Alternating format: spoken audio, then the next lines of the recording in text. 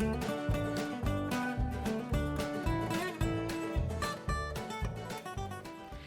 everyone, and welcome back to my channel. Today's going to be the third installment of my series on sibling relationship. And in our last video, we saw that your temperament or your children's temperament may have a very strong influence on how your children get along. And before I start this video is titled Relationship Killers. And I just want to go back a little bit on the temperaments because it's important to understand that relationship killers are not a sort of a blanket statement, right? I mean, they're bad for everyone, but how much of an offense they will cause depends a lot on your temperament or your children's temperament.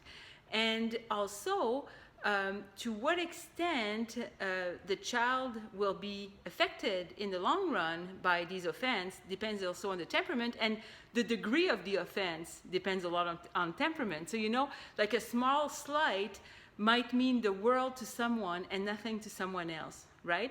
And this is determined by your individual temperament and pattern of response to what's going on in your life. The second thing I want to mention right off the bat is that when I'm talking about relationship killers, I'm talking about things that we do without necessarily wanting them to damage our relationship with our children. And so what this means is that there's a ton of things that can damage relationships. I don't want to get into the obvious. I want to get into, like I said, the things we do unwittingly or without realizing it, right? You don't need me to tell you that yelling at people, hitting people, belittling your children is a relationship killer, right? If you need me to tell you that, you have a much bigger problem than I can solve in a YouTube video. Okay, understood? So the first thing I want to mention in my relationship killers is unfairness. Unfairness. I think that we've all been, either we've done it ourselves or we've seen it happen. I know both for me. I've done it and I've seen it happen.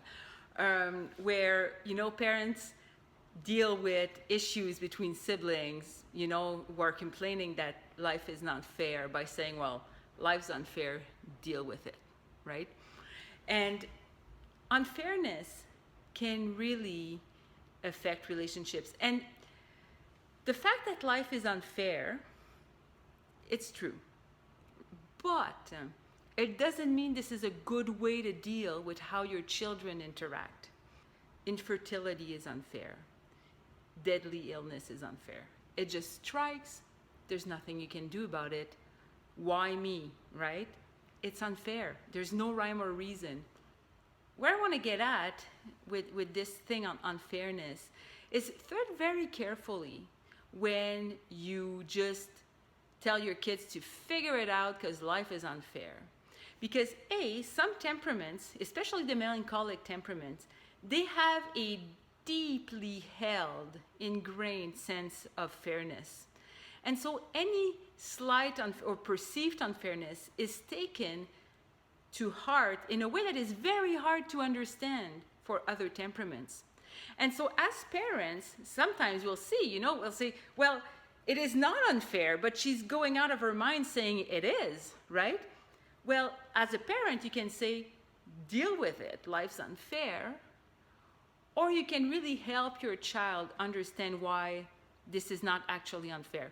Doesn't mean your child will understand, but you're explaining. You're not just saying so. To the melancholic temperaments, explaining things, and the choleric as well, explaining things doesn't mean your child will see the light and admit that you were right.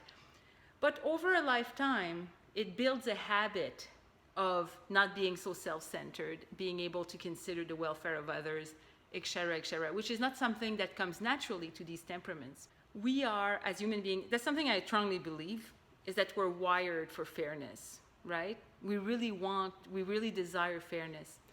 And so when we tell our kids, life's unfair, just, you guys figure it out, life's unfair.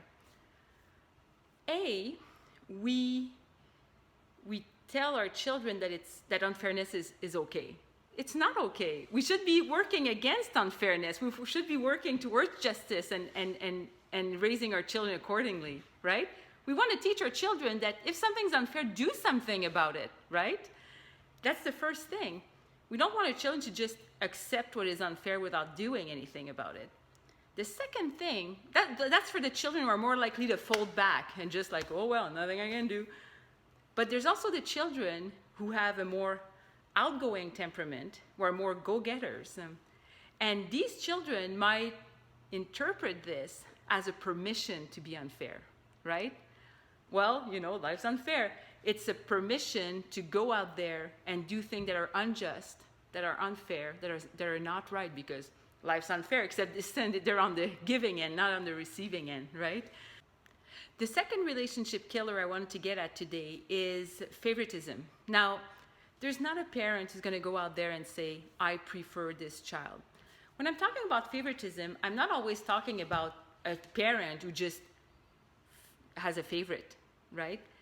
Once again, I want to talk about the things we do without realizing it. Now, I'm a human being. I have a temperament, right? I have a child who has exactly my temperament, and I get that child. I find her endearing, right? Because I totally see why she's thinking or why she's acting the way she does. And she reminds me a lot of myself when I was that age, you know, when I was younger. It may come across as favoritism. I love my children equally, but I just get that particular child more than the others. My children who are extroverts, I'm really struggling with them, right? Because I process my feelings inwardly.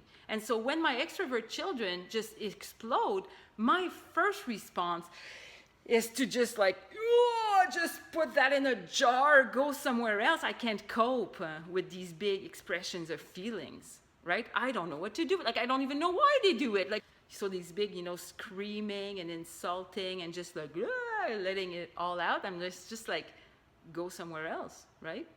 And so these children, you know, if I'm always embracing the introverts and telling the extroverts to just put a lid on it already, right? It may come across as favoritism, even though I love my children equally, right?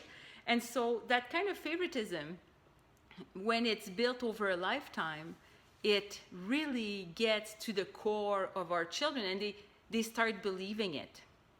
And it's not about just you say, you can tell your children, no, I don't have a favorite, but if you act as if you did, it doesn't really matter.